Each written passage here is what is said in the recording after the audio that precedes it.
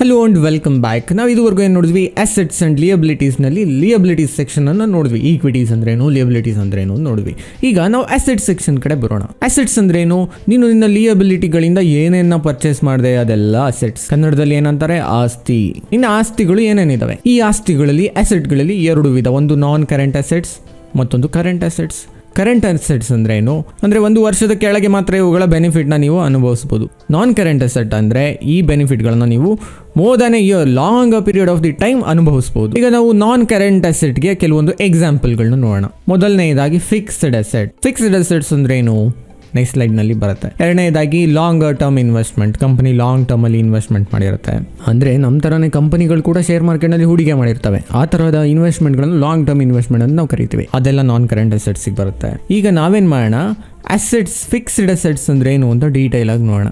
Fixed assets ಅಂದ್ರೇನು, fix ಆಗಿರುವ ಆಸ್ತಿ.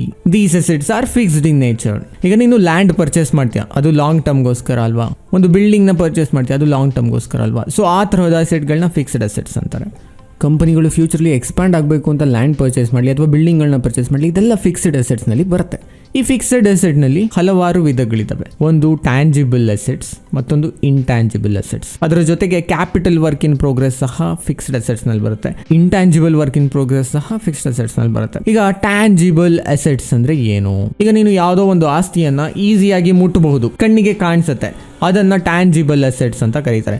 ಈಗ ನೀನು ವೆಹಿಕಲ್ ನ ಪರ್ಚೇಸ್ ಮಾಡ್ತೀಯಾ, ಒಂದು ಕಾರ್ ಪರ್ಚೇಸ್ ಮಾಡ್ತೀಯಾ ಫ್ಯಾಕ್ಟ್ರಿಗೋಸ್ಕರ, ಅದು ಟ್ಯಾಂಜಿಬಲ್, ಬಿಕಾಸ್ ಕಾರ್ ನ ನಾವು ಕಣ್ಣಲ್ಲಿ ನೋಡಬಹುದು, ಮುಟ್ಟಬಹುದು. ಪ್ರಾಪರ್ಟಿಯನ್ನ ಪರ್ಚೇಸ್ ಮಾಡ್ತೀಯಾ, ಅದು ಟ್ಯಾಂಜಿಬಲ್ ಅಸೆಟ್ ಆಗುತ್ತೆ. ನೀನು ಒಂದು ಫ್ಯಾಕ್ಟರಿಯನ್ನ ಪರ್ಚೇಸ್ ಮಾಡ್ತೀಯಾ ನಿನ್ನ ಬಿಸ್ನೆಸ್ ಗೋಸ್ಕರ, ಅದು ಟ್ಯಾಂಜಿಬಲ್ ಅಸೆಟ್ ಆಗುತ್ತೆ. ಇಕ್ವಿಪ್ಮೆಂಟ್ಗಳು, ಫ್ಯಾಕ್ಟರಿ ಒಳಗಡೆ ಇಡೋಕೆ ಇಕ್ವಿಪ್ಮೆಂಟ್ಗಳು ಬೇಕಲ್ವಾ, ಆ ಇಕ್ವಿಪ್ಮೆಂಟ್ಗಳೆಲ್ಲ ಟ್ಯಾಂಜಿಬಲ್ ಅಸೆಟ್ಗೆ ಬರುತ್ತೆ. Then capital work in progress, CWIP. This is very important. First of all, capital work in progress ಅಂದ್ರೆ ಏನು ಅಂತ ನೋಡೋಣ. ಕ್ಯಾಪಿಟಲ್ ವರ್ಕ್ ಇನ್ ಪ್ರೋಗ್ರೆಸ್ ಅಂದ್ರೆ, ನೀನು ಯಾವ್ದಾದ್ರು ಒಂದು ಫ್ಯಾಕ್ಟರಿಯನ್ನ ಬಿಲ್ಡ್ ಮಾಡ್ತಿದ್ಯಾ ಅಂತ ಇಟ್ಕೊಂಡು ನಿನ್ನ ಬಿಸ್ನೆಸ್ ನ ಎಕ್ಸ್ಪ್ಯಾಂಡ್ ಮಾಡ್ಲಿಕ್ಕೋಸ್ಕರ, ಅದಕ್ಕೆ ಎಷ್ಟೋ ದುಡ್ಡು ಇನ್ವೆಸ್ಟ್ ಮಾಡಿರ್ತೀಯಲ್ಲ, ಒಂದು 300 crores ಇನ್ವೆಸ್ಟ್ ಮಾಡಿರ್ತೀಯ ಅಂತ ಇಟ್ಕೋ, ಅದನ್ನ capital work in progress under ನೀನು ಬರಿಬೇಕಾಗತ್ತೆ. ಸೊ ಇದು ಒಂದ್ಸಲ ನೀನು ಫ್ಯಾಕ್ಟರಿಯನ್ನ ಬಿಲ್ಡ್ ಮಾಡಾದ್ಮೇಲೆ ಟ್ಯಾಂಜಿಬಲ್ ಅಸೆಟ್ಗೆ ಹೋಗುತ್ತೆ.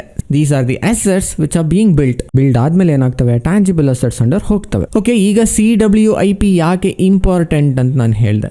ಫಾರ್ ಎಕ್ಸಾಂಪಲ್, ನೀನು ಒಂದು ಕಂಪನಿಯನ್ನ ಕ್ರಿಯೇಟ್ ಮಾಡಿರ್ತೀಯ, ನಿನ್ನ ಕಂಪನಿ ಎಕ್ಸ್ಪ್ಯಾಂಡ್ ಮಾಡಬೇಕು ಅಂದರೆ ಜಾಸ್ತಿ ಆರ್ಡರ್ ಬರ್ತಿದ್ದಾವೆ. ಸೊ ನೀನೇನು ಮಾಡ್ತೀಯಾ, ಇನ್ನೊಂದು ಸೆಕೆಂಡ್ ಫ್ಯಾಕ್ಟರಿಯನ್ನು ಬಿಲ್ಡ್ ಮಾಡ್ತೀಯ. ಈ ಸೆಕೆಂಡ್ ಫ್ಯಾಕ್ಟರಿಯನ್ನು ಬಿಲ್ಡ್ ಮಾಡಲಿಕ್ಕೆ ನೀನೇನು ಮಾಡ್ತೀಯಾ, 300 ಕೋಟಿ ದುಡ್ಡನ್ನು ಇನ್ವೆಸ್ಟ್ ಮಾಡ್ತೀಯ.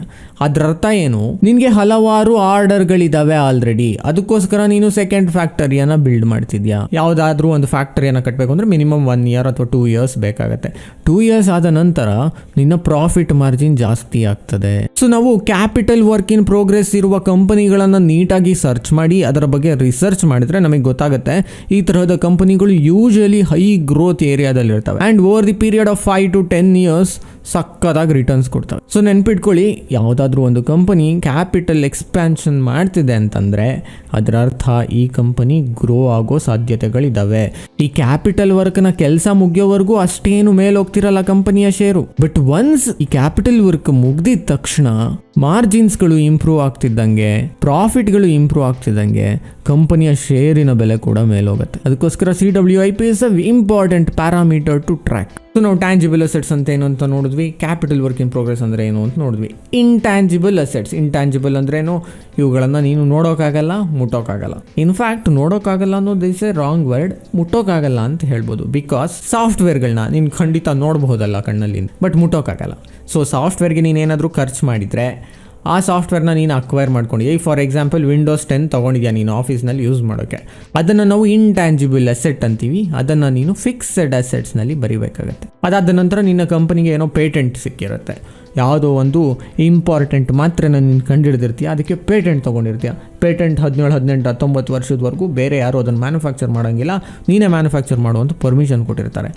ಈ ಥರದ ಸಿಚುವೇಷನಲ್ಲಿ ನಿನಗೆ ಪೇಟೆಂಟ್ ಸಿಕ್ಕಿರುತ್ತೆ, ಆ ಪೇಟೆಂಟ್ನ ಸಹ ನೀನು ಫಿಕ್ಸ್ಡ್ ಅಸೆಟ್ನಲ್ಲಿ ಸೇರಿಸ್ತೀಯ. ನೆಕ್ಸ್ಟ್ ಬ್ರ್ಯಾಂಡ್ಗಳು. ಬ್ರ್ಯಾಂಡ್ ಅಂದ್ರೇನು, ಈಗ ಆಶೀರ್ವಾದ್ ಗೋಧಿ ಹಿಟ್ಟಿದೆ ITC ಕಂಪನಿ ಹತ್ರ, so Aashirvaad is a brand. Fevicol ಇದೆ ಪಿಡಿಲೈಟ್ ಕಂಪನಿ ಹತ್ರ, Fevicol is a brand. Pepsodent is a brand, Colgate is a brand. ಇದನ್ನೆಲ್ಲ ಬ್ರ್ಯಾಂಡ್ ಅಂತೀವಿ. ಇದಕ್ಕೂ ಒಂದು ವ್ಯಾಲ್ಯೂ ಅಂತ ಇರುತ್ತೆ, ಅದನ್ನು ನಾವು ಫಿಕ್ಸ್ಡ್ ಅಸೆಟ್ನಲ್ಲಿ ಸೇರಿಸ್ಬೇಕು. ನೆಕ್ಸ್ಟ್ ಟ್ರೇಡ್ ಮಾರ್ಕ್ಸ್, ಬ್ರ್ಯಾಂಡ್, ಇದೆಲ್ಲ ಒಂದೇ. ಲೈಕ್ ಇದನ್ನು ಫಿಕ್ಸ್ಡ್ ಅಸೆಟ್ ಅಂಡರ್ ಸೇರಿಸಿರ್ತಾರೆ. ದೆನ್ ಗುಡ್ ವಿಲ್ ಅಂತ ಬರುತ್ತೆ. What is goodwill? Goodwill ಅಂದ್ರೆ ಏನು ಅಂದರೆ, ಈಗ TCS ಒಂದು ಕಂಪನಿ ಇದೆ. ಸೊ ಈ TCS ಕಂಪನಿಯವ್ರು ಏನು ಮಾಡ್ತಾರೆ, ಒಂದು ಸಣ್ಣ ಸಾಫ್ಟ್ವೇರ್ ಕಂಪನಿಯನ್ನು ಗಮನಿಸ್ತಾ ಇರ್ತಾರೆ. ಈ ಸಣ್ಣ ಕಂಪನಿಯನ್ನು ನಾವು ಅಕ್ವೈರ್ ಮಾಡ್ಕೊಂಬಿಡೋಣ ಅಂತ TCSನವ್ರು ಸ್ಕೆಚ್ ಹಾಕ್ತಾರೆ. ಸೊ TCSನವರೇ ಬಂದು ಏನು ಮಾಡ್ತಾರೆ, ಸಣ್ಣ ಕಂಪನಿಗೆ ಆಫರ್ ಮಾಡ್ತಾರೆ. ಈ ಸಣ್ಣ ಕಂಪನಿಯ ನೆಟ್ ವರ್ತ್ ಸುಮಾರು ಒಂದು 100 ಕೋಟಿ ಇತ್ತು ಅಂತ ಇಟ್ಕೊಳ್ಳಿ, 100 crores. TCSನವ್ರು ಬಂದು ಏನು ಮಾಡ್ತಾರೆ, ನೋಡ್ರಪ್ಪ ನಿನ್ನ ನೆಟ್ ವರ್ತು 100 ಕೋಟಿ ಇದೆ, ನಿನ್ನ ಕಂಪನಿಯ ವ್ಯಾಲ್ಯೂ 100 ಕೋಟಿ ಇದೆ, ನಾನೇನ್ ಮಾಡ್ತೀನಿ, ನಿನ್ನ 100 ಕೋಟಿ ಜೊತೆಗೆ ಇನ್ನು 25 ಕೋಟಿ ಎಕ್ಸ್ಟ್ರಾ ಕೊಡ್ತೀನಿ, ನಿನ್ನ ಕಂಪನಿಯನ್ನ ನನಗೆ ಮಾರಿಬಿಡಿ ಅಂತ TCSನವ್ರು ಬಂದು ಕೇಳ್ತಾರೆ. ಸೊ ಈ 25 ಕೋಟಿ ಎಕ್ಸ್ಟ್ರಾ ಕೊಟ್ಟಿದ್ದಾರಲ್ಲ, this is called goodwill. ಈ ಗುಡ್ ವಿಲ್ ಅನ್ನ ನೀನು ಫಿಕ್ಸ್ಡ್ ಅಸೆಟ್ನಲ್ಲಿ ಬರೀಬೇಕಾಗತ್ತೆ. ಬಟ್ ಇದು ಗುಡ್ ವಿಲ್ ಕಣ್ಣಿಗೆ ಕಾಣೋದಿಲ್ವಲ್ಲ, ಅದಕ್ಕೋಸ್ಕರ ಇದನ್ನು ಇಂಟ್ಯಾಂಜಿಬಲ್ ಫಿಕ್ಸ್ಡ್ ಅಸೆಟ್ ಅಂತ ಕರಿತೀವಿ. ಅರ್ಥ ಆಯ್ತಲ್ಲ ಗುಡ್ ವಿಲ್ ಅಂದ್ರೆ ಏನು ಅಂತ? ಸೊ ಇಂಟ್ಯಾಂಜಿಬಲ್ ಅಸೆಟ್ಸ್ ಅಲ್ಲಿ ಏನು ಬರುತ್ತೆ, ಸಾಫ್ಟ್ವೇರ್ ಬರುತ್ತೆ, ಪೇಟೆಂಟ್ ಬರುತ್ತೆ, ಬ್ರ್ಯಾಂಡ್ಸ್ ಬರುತ್ತೆ, ಗುಡ್ ವಿಲ್ ಬರುತ್ತೆ, ಟ್ರೇಡ್ ಮಾರ್ಕ್ಸ್ ಬರುತ್ತೆ. ಇದೆಲ್ಲ ನಮಗೆ ಕಣ್ಣಿಗೆ ಕಾಣಿಸಲ್ಲ, ಬಟ್ ಅದಕ್ಕೇನೋ ವ್ಯಾಲ್ಯೂ ಇದೆ. ಅದನ್ನ ನಾವು ಇಂಟ್ಯಾಂಜಿಬಲ್ ಫಿಕ್ಸ್ಡ್ ಅಸೆಟ್ಸ್ ಅಂತ ಕರಿತೀವಿ. ನಂತರ ಇಂಟ್ಯಾಂಜಿಬಲ್ ವರ್ಕ್ ಇನ್ ಪ್ರೋಗ್ರೆಸ್ ಅಂದ್ರೆ ನೀನು ಯಾವ್ದಾದ್ರು ಸಾಫ್ಟ್ವೇರ್ಗಳನ್ನ ಬಿಲ್ಡ್ ಮಾಡ್ತಿರ್ತೀಯ, ಅದಕ್ಕೆಲ್ಲ ನೀನು ಖರ್ಚು ಮಾಡ್ತಿರ್ತೀಯಲ್ಲ ದುಡ್ಡು, ಆ ದುಡ್ಡನ್ನು intangible work in progress under fixed ಅಸೆಟ್ನಲ್ಲಿ ಸೇರಿಸಬೇಕಾಗುತ್ತೆ. So this is the story of fixed assets. ಗೊತ್ತಾಯ್ತಲ್ವಾ? ಫಿಕ್ಸ್ಡ್ ಅಸೆಟ್ನಲ್ಲಿ ಏನೇನು ಬರುತ್ತೆ, ಟ್ಯಾಂಜಿಬಲ್ ಅಸೆಟ್ಸ್ ಬರುತ್ತೆ, ಇಂಟ್ಯಾಂಜಿಬಲ್ ಅಸೆಟ್ಸ್ ಬರುತ್ತೆ. ಟ್ಯಾಂಜಿಬಲ್ ಅಸೆಟ್ಸ್ ಅಂದ್ರೇನು, ನಿನ್ನ ಕಣ್ಣಿಗೆ ಕಾಣಿಸುವಂಥದ್ದು, ನಿನ್ನ ಕೈನಲ್ಲಿ ಮುಟ್ಟಬಹುದಾದಂತಹ ವಸ್ತುಗಳು. ಇಂಟ್ಯಾಂಜಿಬಲ್ ಅಂದ್ರೇನು, ಕೈನಲ್ಲಿ ಮುಟ್ಟಕ್ಕಾಗದೇ ಇರುವಂತಹ ವಸ್ತು. ಟ್ಯಾಂಜಿಬಲ್ ಅಸೆಟ್ಸ್ಗೆ ಎಕ್ಸಾಂಪಲ್ಗಳೇನು, ಪ್ರಾಪರ್ಟಿ, ಫ್ಯಾಕ್ಟರಿ, ಇಕ್ವಿಪ್ಮೆಂಟ್. ಇಂಟ್ಯಾಂಜಿಬಲ್ ಅಸೆಟ್ಸ್ಗೆ ಎಕ್ಸಾಂಪಲ್ಸ್ ಏನು, softwares, brands, patents, goodwill. So this is the summary of fixed assets. ಈಗ ನಾವೇನು ಮಾಡೋಣ, ಯಾವುದಾದ್ರೂ ಒಂದು ಕಂಪನಿಯ ಬ್ಯಾಲೆನ್ಸ್ ಶೀಟ್ ಅನ್ನು ನೋಡಿ, ಅದರಲ್ಲಿ ಫಿಕ್ಸ್ಡ್ ಅಸೆಟ್ಸ್ ಯಾವ್ದಾವ್ದಿದೆ ಅಂತ ನೋಡೋಣ. ಸೀಕ್ವೆಂಟ್ ಸೈಂಟಿಫಿಕ್, ಇದು ಪ್ರಾಣಿಗಳಿಗೆ ಮೆಡಿಸಿನ್ಗಳನ್ನು ತಯಾರು ಮಾಡೋ ಕಂಪನಿ. ಇದರ 2020 ಆ್ಯನ್ಯುವಲ್ ರಿಪೋರ್ಟನ್ನು ನಾವು ನೋಡೋದಾದರೆ, ಸೊ ನಮಗೆ ಕನ್ಸಾಲಿಡೇಟೆಡ್ ಬ್ಯಾಲೆನ್ಸ್ ಶೀಟ್ ಎಲ್ಲಿ ಸಿಗುತ್ತೆ, ಪೇಜ್ ನಂಬರ್ 16 ಸಿಗುತ್ತೆ. ಈ 16 ನಾವು ಅಸೆಟ್ಸ್ ಕಾಲಮ್ನಲ್ಲಿ ನೋಡಿದರೆ ನಮಗೆ ಗೊತ್ತಾಗ್ತದೆ, ನಾನ್ ಕರೆಂಟ್ ಅಸೆಟ್ಸ್ನ ಮೊದಲನೇದಾಗಿ ಬರ್ದಿರ್ತಾರೆ. ನಾನ್ ಕರೆಂಟ್ ಅಸೆಟ್ಸ್ನಲ್ಲಿ ಏನೇನು ಬರ್ದಿದ್ದಾರೆ, ಪ್ರಾಪರ್ಟಿ, ಪ್ಲಾಂಟ್ ಅಂಡ್ ಇಕ್ವಿಪ್ಮೆಂಟ್, ನಾವು ಹೇಳಿದ್ವಲ್ಲ ಅವಾಗಲೇ, ಕಣ್ಣಿಗೆ ಕಾಣುವಂಥ ವಸ್ತುಗಳು. ಕ್ಯಾಪಿಟಲ್ ವರ್ಕ್ ಇನ್ ಪ್ರೋಗ್ರೆಸ್ ಅಂದ್ರೆ ಯಾವುದೋ ಒಂದು ಬಿಲ್ಡಿಂಗ್ ಕಟ್ತಿರ್ತಾರೆ ಅದು. ಗುಡ್ ವಿಲ್ ಅಂದ್ರೆ ಯಾವುದೋ ಒಂದು ಕಂಪನಿಯನ್ನು ಅಕ್ವೈರ್ ಮಾಡ್ಕೊಂಡಿರ್ತಾರೆ, ಅದರಿಂದ ಬಂದಿರೋ good will. Other intangible assets under development, ಅದೇ ಕಣ್ಣಿಗೆ ಕಾಣಿಸದಂತಹ ವಸ್ತುಗಳು, ಸಾಫ್ಟ್ವೇರ್ಗಳು ಅಥವಾ ಸಾಫ್ಟ್ವೇರ್ಗಳನ್ನ ಡೆವಲಪ್ ಮಾಡ್ತಿರೋದು. ಅದ್ರ ಜೊತೆಗೆ ಫೈನಾನ್ಷಿಯಲ್ ಅಸೆಟ್ಸ್, ನೀನು ಇನ್ವೆಸ್ಟ್ಮೆಂಟ್ ಏನಾದರೂ ಮಾಡಿದ್ರೆ ಅಥವಾ ನೀನು ಯಾವುದಾದ್ರೂ ಹೂಡಿಕೆ ಮಾಡಿದ್ರೆ, ಫಿಕ್ಸ್ಡ್ ಡೆಪಾಸಿಟ್ ಇಟ್ಟಿದ್ರೆ, ಇದೆಲ್ಲ ಅಸೆಟ್ಸ್ ಅಂಡರ್ ಬರುತ್ತೆ. ಸೊ ಇದರ ಡೀಟೇಲ್ಸ್ ನಾವು ನೋಡ್ಬೇಕಂದ್ರೆ ನೋಟ್ 3 ಅಂಡ್ ನೋಟ್ 4 ನಲ್ಲಿ ನೋಡ್ಬೇಕಾಗುತ್ತೆ. Let's go to note 3 and note 4. So ನಾವು ನೋಟ್ ನಂಬರ್ 3 ನ ನೋಡೋದಾದ್ರೆ, ಇದರಲ್ಲಿ plant, property, equipment and capital work in progress, CWIP, ಇದೆಲ್ಲ ಇದರಲ್ಲಿ ಬರ್ತಿದ್ದಾರೆ. PPE ಅಂತ ಕರಿತೀವಿ ನಾವು. ಇದರಲ್ಲಿ ಏನೇನು ಸೇರಿಸಿದ್ದಾರೆ ನೋಡಿ, ಫ್ರೀ ಹೋಲ್ಡ್ ಲ್ಯಾಂಡ್, ನಿಮ್ಮ lease agreement, building, furnitures, office equipment, computers, plant and missionary, vehicle ಅಂದ್ರೆ ನೀನು ಕಾರ್ ತಗೊಂಡ್ರೆ ಅದನ್ನ ಇಲ್ಲೇ ಸೇರಿಸಬೇಕು, ಕಂಪ್ಯೂಟರ್ ತಗೊಂಡ್ರೆ ಇಲ್ಲೇ ಸೇರಿಸಬೇಕು, ನೀನು ಫ್ಯಾಕ್ಟ್ರಿ ಕಟ್ಟಿದ್ರೆ ಇಲ್ಲೇ ಸೇರಿಸಬೇಕು, ಬಿಲ್ಡಿಂಗ್ ತೊಗೊಂಡ್ರೆ ಇಲ್ಲೇ ಸೇರಿಸಬೇಕು, ಫರ್ನಿಚರ್ಸ್ ತೊಗೊಂಡ್ರೆ ಇಲ್ಲೇ ಸೇರಿಸಬೇಕು. ಇದೆಲ್ಲ ನಾನ್ ಕರೆಂಟ್ ಫಿಕ್ಸ್ಡ್ ಅಸೆಟ್ಸ್ ನಲ್ಲಿ ಬರುತ್ತೆ. ಕ್ಯಾಪಿಟಲ್ ವರ್ಕ್ ಇನ್ ಪ್ರೋಗ್ರೆಸ್ ಅಂದ್ರೇನು, ಯಾವುದೋ ಒಂದು ಫ್ಯಾಕ್ಟ್ರಿ ಕಟ್ತಿರ್ತೀಯ, ಸೊ ಅದನ್ನ ಕ್ಯಾಪಿಟಲ್ ವರ್ಕ್ ಇನ್ ಪ್ರೋಗ್ರೆಸ್ ಅಂತ ಕರೀತೇವೆ. ಇದೆಲ್ಲವನ್ನ ನೀನು ಎಲ್ಲಿ ಡಿಕ್ಲೇರ್ ಮಾಡ್ತೀಯಾ, ಫಿಕ್ಸ್ಡ್ ಅಸೆಟ್ ನಲ್ಲಿ ಡಿಕ್ಲೇರ್ ಮಾಡ್ತೀಯಾ. ಹಾಗೆ ನೋಟ್ 4 ನಲ್ಲಿ ಇವರ ಗುಡ್ ವಿಲ್ ನ ನೋಡೋದಾದ್ರೆ 2379 ಮಿಲಿಯನ್ ರೂಪೀಸ್ಗೂ ಹೆಚ್ಚು ಗುಡ್ ವಿಲ್ ನ ಇವರು ಬರ್ಕೊಂಡಿದ್ದಾರೆ. ನಾವು ಗುಡ್ ವಿಲ್ ಬಗ್ಗೆ ಮಾತನಾಡ್ತಾ ಒಂದು ವಿಷಯ ಹೇಳಬೇಕು, goodwill can be a good thing or bad thing. ಇನ್ಫೋಸಿಸ್ನ ಗುಡ್ ವಿಲ್ ನೋಡೋದಾದ್ರೆ, ನಾವು ಇನ್ಫೋಸಿಸ್ನ ಬ್ಯಾಲೆನ್ಸ್ ಶೀಟ್ನಲ್ಲಿ ಗುಡ್ ವಿಲ್ ನೋಡೋದಾದ್ರೆ 6079 ಕೋಟಿ ಗುಡ್ ವಿಲ್ ಇದೆ ಇನ್ಫೋಸಿಸ್ನ ಬ್ಯಾಲೆನ್ಸ್ ಶೀಟ್ನಲ್ಲಿ. ಸಾಫ್ಟ್ವೇರ್ ಕಂಪನಿಗಳಲ್ಲಿ ಗುಡ್ ವಿಲ್ಸ್ ಯೂಶಲಿ ಜಾಸ್ತಿ ಇರುತ್ತೆ, ಬಿಕಾಸ್ ಸಾಫ್ಟ್ವೇರ್ ಕಂಪನಿಗಳಲ್ಲಿ ಆಸ್ತಿ ಅಂತ ಬೇರೆ ಇನ್ನೇನಿರುತ್ತೆ, ಅವ್ರದ್ದು ಇಂಟೆಲೆಕ್ಚುಯಲ್ ಪ್ರಾಪರ್ಟಿ, ಅವ್ರ ಸಾಫ್ಟ್ವೇರ್ಗಳಿಗೆ ಇರುವ ಬೆಲೆ, ಈ ಥರದೇ ಅವ್ರಿಗೆ ಗುಡ್ ವಿಲ್ ಆಗಬೇಕಾಗತ್ತೆ, ಅಸೆಟ್ ಆಗಬೇಕಾಗತ್ತೆ.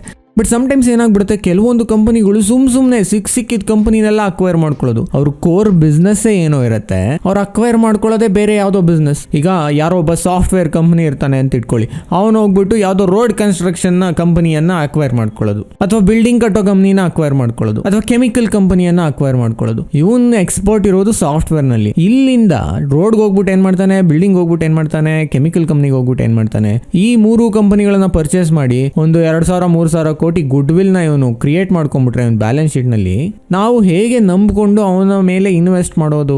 ಈಗ ನಾವು ಇನ್ಫೋಸಿಸ್ ಕೇಸ್ ನಲ್ಲಿ ನೋಡ್ತಿದೀವಿ, ಗುಡ್ ವಿಲ್ ಇಷ್ಟೊಂದು ಕ್ರಿಯೇಟ್ ಆಗಿದೆ. ಯಾಕೆ ಕ್ರಿಯೇಟ್ ಆಗಿದೆ ಅಂತ 2.31 ಮತ್ತೆ 2.1 ನಲ್ಲಿ ಹೋಗಿ ನೋಡೋಣ. Because Infosys is a software company, ಅವರು ಬೇರೆ ಸಾಫ್ಟ್ವೇರ್ ಕಂಪನಿಗಳನ್ನು ಹೋಗಿ ಅಕ್ವೈರ್ ಮಾಡ್ಕೊಂತಾರೆ. That make sense. But seriously ಕೆಲವೊಂದು ಕಂಪನಿಗಳಿದಾವೆ, ಸಿಕ್ದಂಗೆ ಹೋಗಿ ಅಕ್ವೈರ್ ಮಾಡ್ಕೊಂತವೆ. ಆ ಕಂಪನಿಗಳ ಹೆಸರೇ ಹೇಳೋದು ಬೇಡ, ಬಟ್ ನಾನು ನಿಮ್ಗೆ ತಿಳ್ಕೊಂಡ್ಲಿ ಅಂತ ಹೇಳ್ತಾ ಇದ್ದೀನಿ. ಕೆಲವೊಂದು ಕಂಪನಿಗಳು ಅವರ ಕೋರ್ ಬಿಸ್ನೆಸ್ ಬಿಟ್ಬಿಟ್ಟು ಎಲ್ಲೆಲ್ಲ ಎಲ್ಲೆಲ್ಲೋ ಹೋಗಿ ಚೆನ್ನಾಗಿರೋ ಬಿಸ್ನೆಸ್ ಹಾಳು ಮಾಡ್ಕೊಳ್ಳೋದು. ವಾರನ್ ಬಫೆಟ್ ಒಂದ್ ಕಡೆ ಹೇಳ್ತಾರೆ, ನೀನು ಗುಡ್ ಬ್ಯಾಡ್ ಅಗ್ಲಿ ಬಿಸ್ನೆಸ್ ಅನ್ನ ಒಂದ್ ಕಡೆ ಹಾಕಿದ್ರೆ ಅಗ್ಲಿ ಬಿಸ್ನೆಸ್ ಗೆ ಏನ್ ವ್ಯಾಲ್ಯೂ ಕೊಡ್ಬೇಕು ಅದೇ ವ್ಯಾಲ್ಯೂನ ಮಾರ್ಕೆಟ್ ಕೊಡೋದು ಅಂತ. ಅದಕ್ಕೋಸ್ಕರ ನಾನು ಹೇಳಿದ್ದು ಹುಷಾರಾಗಿರ್ಬೇಕು. ಗುಡ್ ವಿಲ್ ಎಲ್ಲಾ ಟೈಮ್ ನಲ್ಲೂ ಒಳ್ಳೇದಲ್ಲ. ಸೊ ನಾವೀಗ ಇನ್ಫೋಸಿಸ್ ನ ಗುಡ್ ವಿಲ್ ಬಗ್ಗೆ ನೋಡೋಣ. So let's go to 2.31 and 2.1. So ನಾವು ಇನ್ಫೋಸಿಸ್ ನ ಬ್ಯಾಲೆನ್ಸ್ ಶೀಟ್ ನೋಡಿದ್ರೆ 2.1 ನಲ್ಲಿ ಅವರು ಯಾವ ಬಿಸ್ನೆಸ್ ಗಳನ್ನ ನಾವು ತಗೊಂಡಿದೀವಿ ಅಂತ ಹೇಳ್ತಿದ್ದಾರೆ.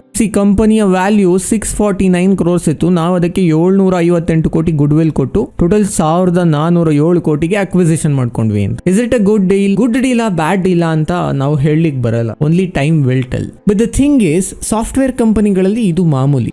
ಒನ್ ಮೋರ್ ಕಂಪನಿ ಹೈಬಸ್ಕೋ ಲಿಮಿಟೆಡ್ ಅಂತ ಇವರು ಅಕ್ವೈರ್ ಮಾಡ್ಕೊಂಡಿದ್ದಾರೆ. ಅದಕ್ಕೆ ಗುಡ್ ವಿಲ್ ಕೊಟ್ಟಿರೋದೆಷ್ಟು? 108 ಕೋಟಿ. ಸೊ ಟೋಟಲ್ 206 ಕೋಟಿ ಅಕ್ವಿಸಿಷನ್. ಮತ್ತೊಂದು ಕಂಪನಿ ಇದಕ್ಕೆ 399 ಕೋಟಿ ಗುಡ್ ವಿಲ್ ಕೊಟ್ಟಿದ್ದಾರೆ. ಹೀಗೆ ಸಾಫ್ಟ್ವೇರ್ ಕಂಪನಿಗಳಲ್ಲಿ ಆಕ್ಚುಲಿ ಅವ್ರಿಗೆ ಅಸೆಟ್ಸ್ ಇರೋದಿಲ್ಲ. ಅವ್ರದ್ದು ಅಸೆಟ್ಸ್ ಏನು, ಸಾಫ್ಟ್ವೇರ್ ಹೆಂಗೆ ವರ್ಕ್ ಆಗ್ತಿದೆ, ಸಾಫ್ಟ್ವೇರ್ಗೆ ಎಷ್ಟು ಮಾರ್ಕೆಟ್ ಇದೆ, ಇದನ್ನು ನೋಡಿ ಗುಡ್ ವಿಲ್ ಕೊಟ್ಟಿರ್ತಾರೆ. But then some companies diversify ಆಗಿಬಿಡ್ತಾರೆ. ಅವ್ರ ಕೋರ್ ಬಿಸ್ನೆಸ್ ಇಂಟ್ರೆಸ್ಟಿಂದ ಡೈವರ್ಸಿಫೈ ಆಗಿಬಿಡ್ತಾರೆ. ಆ ತರಹದ ಕಂಪನಿಗಳಲ್ಲಿ ಹುಷಾರಾಗಿರಬೇಕು ಗುಡ್ ವಿಲ್ ಇದ್ದಾಗ. ಈಗ ಯಾವುದೋ ಒಂದು ಫಾರ್ಮಾ ಕಂಪನಿ, ಈಗ ಸೀಕ್ವೆಂಟ್ ಸೈಂಟಿಫಿಕ್ ಅವರು ಟರ್ಕಿನಲ್ಲಿ ಕೆಲವೊಂದು ಕಂಪನಿಗಳನ್ನ ಅಕ್ವೈರ್ ಮಾಡ್ಕೊಂಡ್ರು. ಹೀಗೆ ಡಿಫ್ರೆಂಟ್ ಕಂಟ್ರೀಸ್ನಲ್ಲಿ ಕೆಲವೊಂದು ಕಂಪನೀಸ್ನ ಅಕ್ವೈರ್ ಮಾಡ್ಕೊಂಡ್ರು. ಯಾಕೆ? ಅವರ ಫಾರ್ಮಾ ಬಿಸ್ನೆಸ್ನ ಎಕ್ಸ್ಪ್ಯಾಂಡ್ ಮಾಡಬೇಕಾಗಿತ್ತು ಆಯಾ ಕಂಟ್ರಿಗಳಲ್ಲಿ. ಸೊ ಅವ್ರೇನು ಮಾಡಿದ್ರು? ಗುಡ್ ವಿಲ್ ಕೊಟ್ಟರು, ಅಕ್ವೈರ್ ಮಾಡ್ಕೊಂಡ್ರು. ದಟ್ಸ್ ಓಕೆ, ಬಿಕಾಸ್ ಅವ್ರ ಬಿಸ್ನೆಸ್ನಲ್ಲಿ ಅವರ ವ್ಯಾಲ್ಯೂ ಅಡಿಷನ್, ಅವ್ರ ಬಿಸ್ನೆಸ್ಗೆ ವ್ಯಾಲ್ಯೂ ಅಡಿಷನ್ ಆಗ್ತಿದೆ ಈ ಅಕ್ವಿಸಿಷನ್ಗಳಿಂದ ಅಂತ ಅವರು ಥಿಂಕ್ ಮಾಡಿದ್ರು. ಆದ್ದರಿಂದ ಎಕ್ಸ್ಪ್ಯಾಂಡ್ ಮಾಡಿದ್ರು, ಅಕ್ವೈರ್ ಮಾಡಿಕೊಂಡ್ರು. ಬಟ್ ಇನ್ನೊಂದು ಕೆಲವೊಂದು ಕಂಪ್ನಿಗಳಿದಾವೆ, ಅವ್ರು ಯಾರೋ ಸಾಫ್ಟ್ವೇರ್ ಕಂಪ್ನಿಯವ್ರು ಹೋಗ್ಬಿಟ್ಟು ರೋಡ್ ಕನ್ಸ್ಟ್ರಕ್ಷನ್ ಕಂಪನಿಯನ್ನು ಅಕ್ವೈರ್ ಮಾಡ್ಕೊಂಡಿದ್ದಾರೆ. ಈ ತರಹದ ಬಿಸ್ನೆಸ್ಗಳನ್ನ ತಗೊಳ್ಬೇಡಿ ಅಂತ. ಬ್ಯಾಲೆನ್ಸ್ ಶೀಟ್ನಲ್ಲಿ good will is very important concept. Balance ಶೀಟ್ನಲ್ಲಿ ನೀವು ಗುಡ್ ವಿಲ್ನ ನೋಡೋದು ಬಹಳ ಇಂಪಾರ್ಟೆಂಟ್ ಅಂತ ನಾನು ಹೇಳಿದ್ದು ಇದೇ ವಿಷಯಕ್ಕೆ. ಓಕೆ, ಗುಡ್ ವಿಲ್ ಆಯಿತು. ಈಗ ನಾವು ಲಾಂಗ್ ಟರ್ಮ್ ಇನ್ವೆಸ್ಟ್ಮೆಂಟ್ಗಳ ಬಗ್ಗೆ ಮಾತನಾಡೋಣ. ನಾನ್ ಕರೆಂಟ್ ಅಸೆಟ್ನಲ್ಲಿ ಲಾಂಗ್ ಟರ್ಮ್ ಇನ್ವೆಸ್ಟ್ಮೆಂಟ್ ಅಂತ ಮತ್ತೊಂದು ಕಾಲಮ್ ಇರುತ್ತೆ. ಲಾಂಗ್ ಟರ್ಮ್ ಇನ್ವೆಸ್ಟ್ಮೆಂಟ್ ಅಂತಂದ್ರೇನು? ನೀವು 1 ವರ್ಷಕ್ಕಿಂತ ಜಾಸ್ತಿ ಯಾವುದಾದರೂ ಕಂಪನಿಯಲ್ಲಿ ಹೂಡಿಕೆ ಮಾಡಿದ್ರೆ ಅದನ್ನ ಲಾಂಗ್ ಟರ್ಮ್ ಇನ್ವೆಸ್ಟ್ಮೆಂಟ್ ಅಂತ ಕರೀತೇವೆ. ಈ ನಾನ್ ಕರೆಂಟ್ ಅಸೆಟ್ನಲ್ಲಿ ಲಾಂಗ್ ಟರ್ಮ್ ಇನ್ವೆಸ್ಟ್ಮೆಂಟ್ಗಳು ಕೆಲವೊಂದು ಕಂಪನಿಯಲ್ಲಿ ಜಾಸ್ತಿ ಇರ್ತವೆ. ಅವುಗಳನ್ನೆಲ್ಲ ನಾವು ಹೋಲ್ಡಿಂಗ್ ಕಂಪನೀಸ್ ಅಂತ ಕರಿತೀವಿ. ಅಂದರೆ ಇವರ ಬಿಸ್ನೆಸ್ಸೇ ಹೋಲ್ಡ್ ಮಾಡೋದು, ಶೇರುಗಳನ್ನ ಪರ್ಚೇಸ್ ಮಾಡೋದು, ಶೇರ್ ಮಾರ್ಕೆಟಿಂದ ಹೋಲ್ಡ್ ಮಾಡೋದು. ನಾವು ಸ್ಕ್ರೀನರ್ಗೆ ಹೋಗಿ ಹೋಲ್ಡಿಂಗ್ ಅಂತ ಟೈಪ್ ಮಾಡಿದ್ರೆ ಏನೇನು ಹೋಲ್ಡಿಂಗ್ಸ್ ಅಂತ ಬರುತ್ತೋ ಈ ತರಹದ ಕಂಪನಿಗಳಲ್ಲಿ ಲಾಂಗ್ ಟರ್ಮ್ ಇನ್ವೆಸ್ಟ್ಮೆಂಟ್ಗಳು ಜಾಸ್ತಿ ಇರ್ತವೆ. ಫಾರ್ ಎಕ್ಸಾಂಪಲ್ ನಾವು ಯಾವ್ದು ಎಕ್ಸಾಂಪಲ್ ನೋಡೋಣ? L&T ಫೈನಾನ್ಷಿಯಲ್ ಹೋಲ್ಡಿಂಗ್ಸ್ ನೋಡೋಣ. L&T ಫೈನಾನ್ಷಿಯಲ್ ಹೋಲ್ಡಿಂಗ್ಸ್ನ ಆನ್ಯುವಲ್ ರಿಪೋರ್ಟ್ ನೋಡಿದ್ರೆ ಅಲ್ಲಿ ಇನ್ವೆಸ್ಟ್ಮೆಂಟ್ ಕಾಲಮ್ನ ನೋಡಿ 8,872 ಕೋಟಿ ಹೋಲ್ಡಿಂಗ್ಸ್ ಇದೆ ಅವ್ರದ್ದು. 20 ಕೋಟಿ ಹೋಲ್ಡಿಂಗ್ಸ್ ಯಾವುದ್ರಲ್ಲಿದೆ ನೋಡೋಣ. ನೋಟ್ ನಂಬರ್ 7ನಲ್ಲಿ. ನೋಟ್ ನಂಬರ್ 7 ಇಲ್ಲಿ ಅವರು ಇನ್ವೆಸ್ಟ್ಮೆಂಟ್ನ ಡೀಟೇಲ್ಸ್ಗಳನ್ನ ಕೊಟ್ಟಿದ್ದಾರೆ. ಅವರು ಯಾವ ಶೇರುಗಳನ್ನು ಹೋಲ್ಡ್ ಮಾಡ್ತಿದ್ದಾರೆ ಅಂತ.